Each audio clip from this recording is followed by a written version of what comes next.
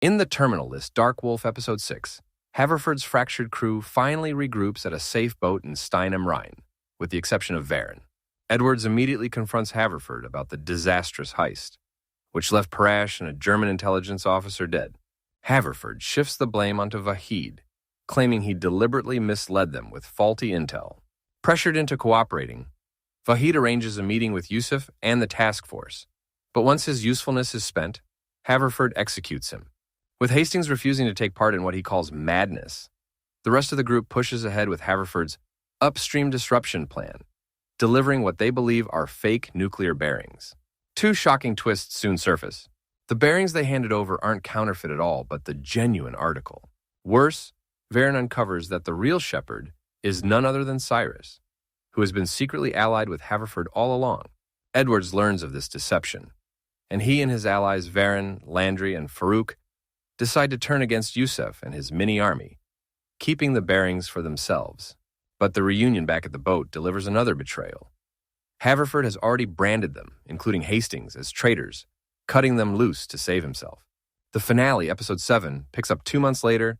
Haverford is back in Langley, facing an internal inquiry into his failed attempt to arm Iran with nuclear weapons.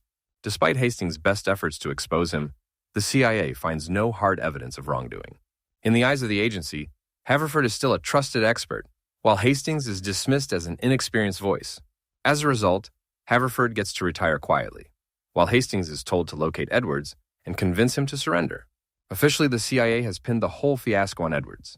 Far from Washington, Edwards is living alone in a booby-trapped cabin in Germany's Black Forest. Still guarding the bearings he wrested from Yusuf, he contacts Reese to thank him one last time, aware that his time may be running short. Then he calls Varen, asking her to make his location public. Their logic is simple. Once the intelligence agencies descend on him, Haverford and Cyrus will be alerted, giving Varen the chance to track their movements. All Edwards has to do is survive a brutal 15-minute assault until she locks in their positions. The siege comes swiftly, and although Edwards fights ferociously, he's eventually overwhelmed. Just as defeat looms, Reese and his crew storm in, turning the battle into one of the show's most explosive and stunt-heavy sequences. Edwards is gravely injured, but entrusts the bearings to Reese, instructing him to deliver them to Langley. The goal, he insists, was never to sell or weaponize them, but to clear the names of their team and expose Haverford and Cyrus as the true villains.